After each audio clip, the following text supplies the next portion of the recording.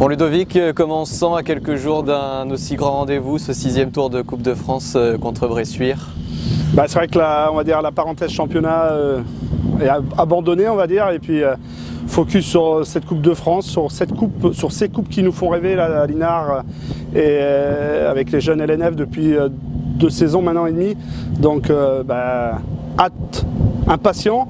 Et puis après, on se dit peut-être que c'est aussi la dernière semaine, donc il y a ces deux sentiments-là. C'est pressé et pas envie que ça se finisse trop tôt quand même. Jusque maintenant, l'aventure elle a été magnifique. Il y a cette victoire au tir au but au tour précédent. Il y a quand même envie de la prolonger le plus loin possible. Ah oui, bien sûr qu'on a envie de la prolonger. Bien sûr que on sait aussi qu'on est plus proche de la fin que du début. Ça va, voilà. Il faut s'y préparer aussi parce que après il ne faudra pas minimiser notre exploit et notre parcours parce que voilà, d'arriver au 6e tour en Charente, on va être avec la CFC, on est 2 équipes, donc voilà, c'est beau, c'est une super récompense pour un groupe qui vit super bien depuis 2 saisons et voilà, qui était descendu en 2e division et qui a gravi tous les échelons et puis pour renverser des montagnes et faire les 2 victoires en Coupe de la Charente. On ne gagnera pas la Coupe de France, mais l'épopée est belle. L'épopée est vraiment quelque chose qui restera, je pense, à graver pour tout le monde. Avec cette belle récompense de faire ce 6e tour devant le public, ça sera sympa. Ouais, bien, c'est vrai que c'était une petite frustration à Niort-Saint-Liguerre, c'était se déplacer chez le leader de R2, on s'attendait à un match compliqué. Et puis tout le monde a répondu présent, c'est ce qui a été vraiment ce qui a fait cet exploit possible. Là c'est vrai que voilà, la fête va se faire à Linard. Quoi que sera à l'issue du match, il faut retenir que voilà, il faut tout donner pour ne pas avoir de regrets.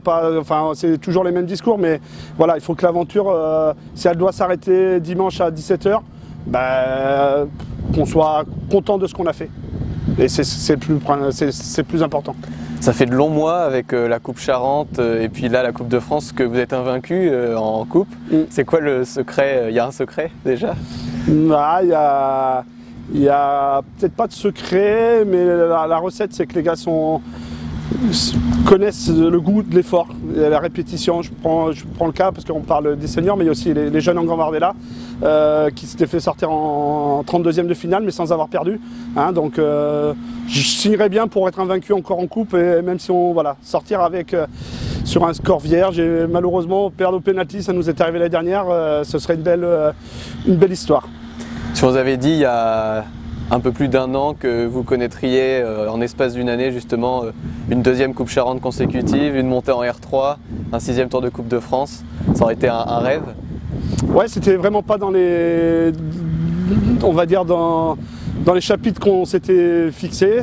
Là c'est une belle histoire qui au-delà des résultats, c'est le côté humain qui est fort. C'est ce que voilà, c'est l'ADN, un petit peu de Linard.